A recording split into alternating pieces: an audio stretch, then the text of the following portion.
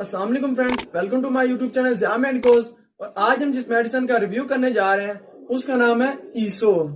ईसो 20 milligram, 40 milligram और infusion की form में अवेलेबल है। ये शायगान फार्मास्यूटिकल्स की एक प्रोडक्ट है। अगर इसके साल की बात की जाए तो वो है एसोमेप्रोजोल। सबसे पहले एसोमेप्रोजोल की केमिस्ट्री को डिस्कस करते हैं। तो एसोमेप्रोजोल एक प्रोटॉन पंप इनहिबिटर है जो कि रिड्यूस करता है स्टमक एसिडिटी को। अब इसके मोड ऑफ एक्शन को डिस्कस करते हैं कि ये ड्रग किस तरह अपने एक्शन को परफॉर्म करती है। तो जब हम खाना खाते हैं तो खाना हमारे मुंह से खुराक की नाली ईसोफेगस से गुजरता हुआ हमारे स्टमक यानी मैदे में जाता है, जहां उसकी डाइजेशन होती है। और हमारे स्टमक वॉल में पेराइटल सेल्स होते हैं जिन्हें ऑक्जेंटिक या गैस्ट्रिक पेराइटल सेल्स भी कहा जाता है। और इन पेराइटल सेल के अंदर एक enzyme hydrogen potassium ATPase enzyme होता है जो कि सिक्रीट करता है H+ आयंस यानी प्रोटॉन्स को। और जब प्रोटॉन सिक्रीट होते हैं तो वो आपके गैस्ट्रिक ल्यूमन यानी स्टमक में आते हैं और डाइजेशन करते हैं, और इसी को ही हम गैस्ट्रिक एसिड कहते हैं। और ये गैस्ट्रिक एसिड आपके फूड और प्रोटीन्स को ब्रेक डाउन करता है, उनकी डाइजेशन करता है, और उनसे जो मिनरल्स और न्यूट्रिशन ऑब्टेन होते हैं उनको एब्जॉर्ब करता है। और इसके साथ ही फूड में अगर किसी भी किस्म के माइक्रो ऑर्गेनिज्म वगैरह आ जाए उनको किल करता है, और बैक्टीरियल इन्फेक्शन से भी प्रिवेंट करता है। और इसके साथ साथ आपकी स्टमक पीएच को भी मेंटेन करता है।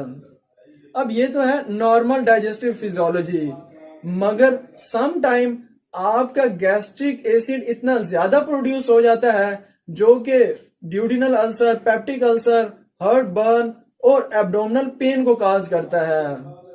तो ये ड्रग एसोमेप्रोजोल एक प्रोटॉन पंप इनहिबिटर है जो कि पेराइटल सेल्स में मौजूद हाइड्रोजन पोटेशियम एटीपेज एंजाइम को इरिवर्सिबली बाइंड करती है और इसकी एक्टिविटी को ब्लॉक करती है, जिससे H+ आयन यानी प्रोटॉन्स की सिक्रीशन नहीं होती। और जब प्रोटॉन सिक्रीट नहीं होगा तो इससे गैस्ट्रिक एसिड भी प्रोड्यूस नहीं होगा।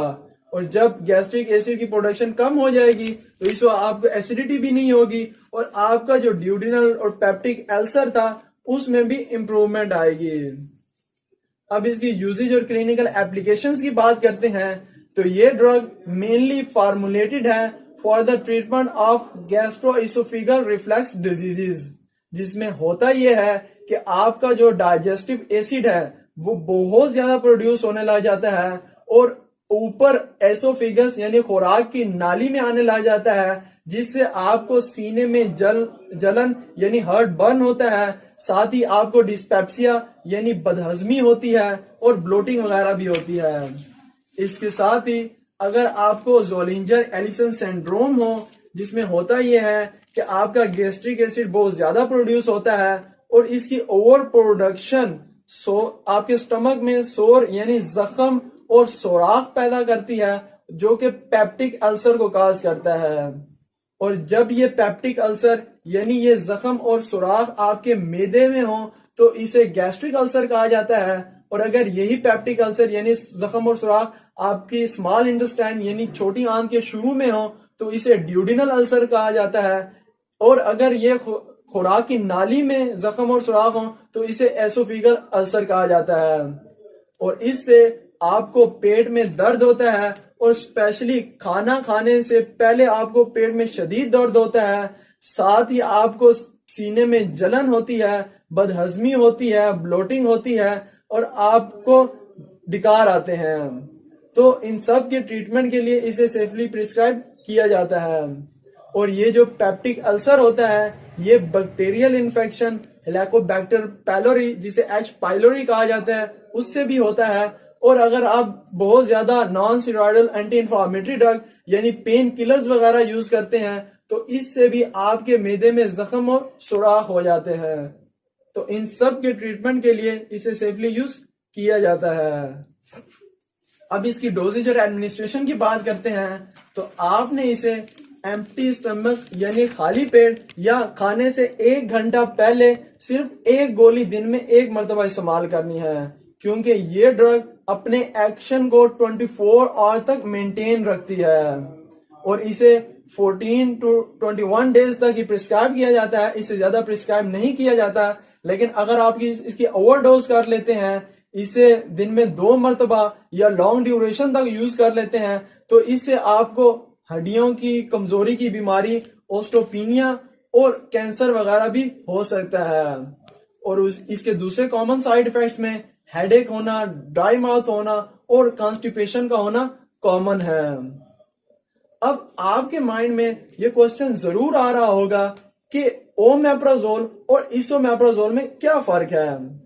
तो ओवरऑल बेसिकली ओमेप्राजोल और इसोमेप्राजोल दोनों प्रोटॉन पंप इनहिबिटर ही हैं और अपने एक्शन और फंक्शन को सेम परफॉर्म करती हैं, लेकिन इन दोनों में डिफरेंस जरूर है। और अगर इनके केमिकल स्ट्रक्चर के डिफरेंस को डिस्कस करें तो इसोमेप्राजोल कंटेन ओनली 1 आइसोमर जो कि एसोमेप्राजोल होता है, जबकि omeprazole contain 2 isomers which are esomeprazole and R omeprazole. और ये दोनों एक दूसरे के स्टीरियो आइसोमर्स होते हैं, यानी इनका मॉलिक्यूलर फार्मूला सेम होता है, लेकिन स्ट्रक्चरल फार्मूले में अरेंजमेंट और सीक्वेंस डिफर होता है। अब इसके एक्शन को डिस्कस करते हैं। तो एसोमेप्राजोल का जो एक्शन है और एसिडिटी कंट्रोल करने में ज्यादा इफेक्टिव है, जबकि ओमेप्राजोल का इसके कंपैरिजन में कम होता है। इसीलिए एसोमेप्राजोल को fastest acting proton pump inhibitor भी कहा जाता है। और अगर ड्यूरेशन की बात की जाए तो एसोमेप्राजोल का ड्यूरेशन लॉन्ग और क्विक होता है एज कंपेयर टू ओमेप्राजोल। अगर इसके ड्रग इंटरेक्शन की बात की जाए कि आप किन मेडिसिन के साथ इसको कॉम्बिनेशन में यूज कर सकते हैं, तो अगर आपको एच पाइलोरी या ड्यूडिनल अल्सर हो तो आप इसको एंटीबायोटिक्स स्पेशली क्लैरिथ्रोमाइसिन और एमॉक्सिसिलिन के कॉम्बिनेशन से यूज कर सकते हैं।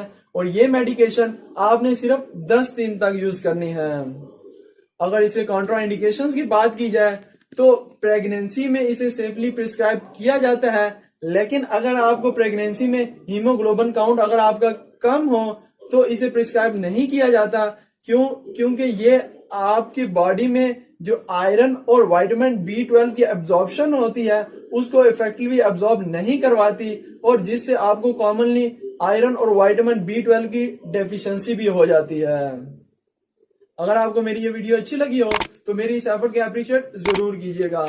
अपना और मेरे YouTube चैनल का जरूर ख्याल रखिएगा। अल्लाह हाफिज।